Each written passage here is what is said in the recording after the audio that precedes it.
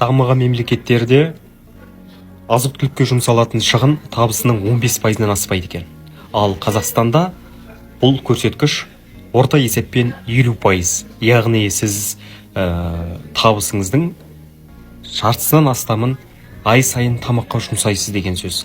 Әлеуметтанушылар айтады, бұл өте қиын жағдай дейді. Яғни сіз мәселен табыс табасыз, бірақ оның жартысынан астамы, жартысы тамаққа кетсе, қалғанын білімге, балаңызды дамытуға, өзіңізді дамытуға, жинаққа, жалпы өмір сапасын арттыруға аз мүмкіндік қалады. Бұл түптеп келгенде адамның жеке дамуына, денсаулығын жақсартуына, денсаулығын қаратуына мүмкіндік болмайды деген сөз.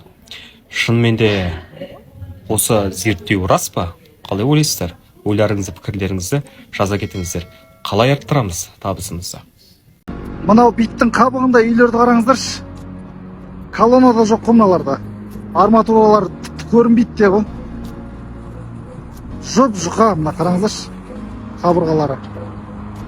Осындай қаншама үйлер салып жатыр да міне. Мынау Ырысты көшесі, мына жерде Рысқұлов көшесімен қиылысы. Мына үйлерді қараңыздар, салып жатқан жаңадан. Кешегі Таиландта болған жағдайды білесіздер. Қаншама ғимараттар қирап, қаншама халық қырылды ол жерде. Одан алдын Турциядағы жағдай. Ол жерде де ғимараттар қанша қирады, халық қырылды. Ал біздегі мына үйлерді 9 этажға биік-биік қып салып жатыр екен да. Оның сапасына кім қарайды? Әлде бізде бола бере ма? Масқара ғой бұл. Ертең бұлардың өзін халыққа қол жетімсіз етіп қояды. Тек байлар алады. Байлар алып, сол қарапайым халықты квартирант етіп қояды сол жерде. Масқара ғой бұл. Айтпасқа келмейді екен да. Төменге өз пікірлерін жаза кетіңіздер. Және құзырлы мекемелерді білетін болсаңыз, белгілей кетіңіз төменге.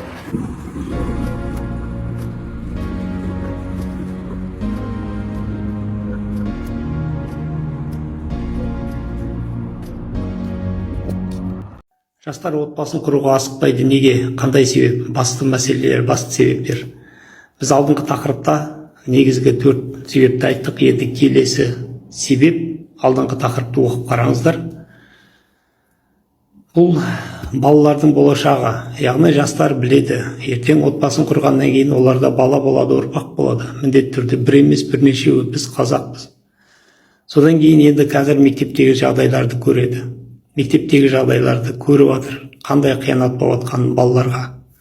Тәртіпсіздіктердің, яғни сыбайлас жемқор азғындар өздері бөлініп алған халықтан, олардың мектепті, орта мектептері бөлек, олардың балабақшалары бөлек, олардың жоғары оқу орындары шетелде, яғни олар халықтан әбден бөлектеніп алған.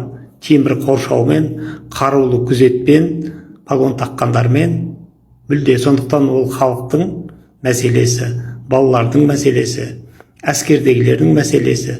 Бұл мүлде басын қатырмайды. Сыбайлас жемқорлар ойлайтындары тек қана қалта, ақша, халықтың ақшасын жеу, жымқыру, қалайда сол үшін неше түрлі заңдар шығару, күндіз-түні ойланып, қалайда халықтың қалтасын қағу. Сондықтан олар мүлде балалардың болашағын, балалардың жағдайын, балабақша болсын, қаншама уланып жатыр, қаншама қиянат, зорлық, зомбылық көріп жатыр, мектептерде, балабақша, тағы басқа, бұлар мүлде басын қатырмайды. Міне осындай сыбайлас жемқор, алаяқтар, қылмыстық топтар барлығын, мәселенің бәрін, заңдардың бәрін шешіп отқан жағдай бар. Осыны көргеннен кейін ешқандай жас болашағын осындай қиянатқа ұрпағын салып тастап кеткісі келмейді. Келесі мәселе бұл балалардың, бізде балалар қорғалмаған.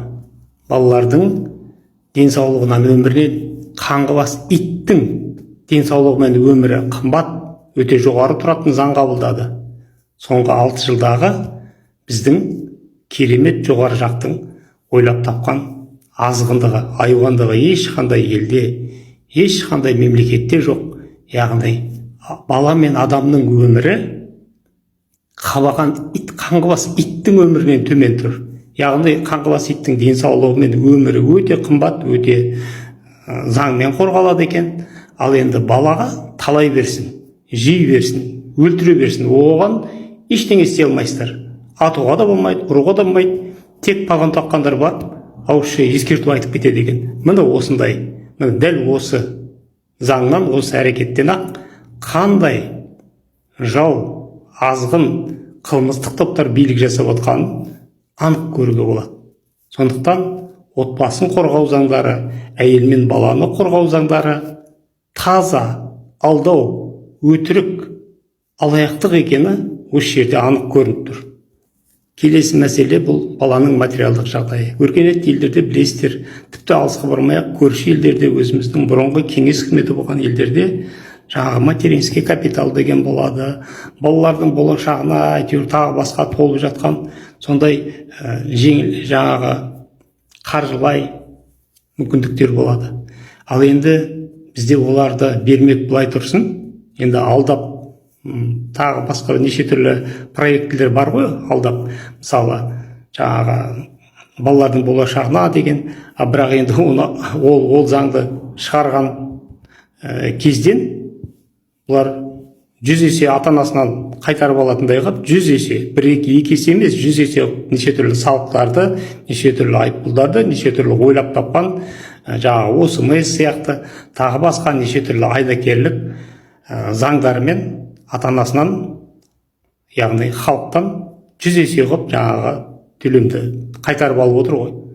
Бұл бір. Екіншіден, ең басты нәрсе осы жақында ғана шыққан заңдары, яғни ана баласы үшін жұмсаған әрбір тиынына есеп беретін электронды цифровой форматқа өткізген заң қабылдады. Сонда қарасаңыз, ана бір памперс алады екен, оны есебін береді екен, бір мороженое алады екен, оны әбден шаршап, содан енді ол бухгалтер жалдап, оған айлық төлеп жүрмейді ғой. Бір бухгалтер керек, оның бәрін ешқандай қатесіз бәрін есептеп, анау өткізуге, салыққа ма, тағы бір тексеретін органдарға өткізуге.